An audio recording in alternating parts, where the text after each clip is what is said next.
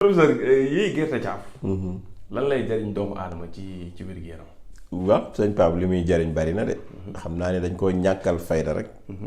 parce que ñu bëri jàpp nañ ni maçon yi rek ñoo yéegee gerte caaf. wala fekk gerte caaf dafa bëri lu muy faj ci doomu aadama. parce que dafa bëri ay vitamines. dafa bëri am na lu ñuy wax protéine bëri na ko magnésium am na ko. am na potassium. am na vitamine B comme B3 B6 B9 yëpp am na ko. am na fer am na zinc. donc kon da nga gis ni baax na. mais en général sax nag problème bi mooy. parfois sax loolu boxamit boobu ñuy def te tàmm nañ ko sax man dama koy def. mais boxamit boobu sax moo ëpp njëriñ gerte gi en général. xool leen waaw kay. donc ku ko mën di lekk di ko lekkee noonu moo gën.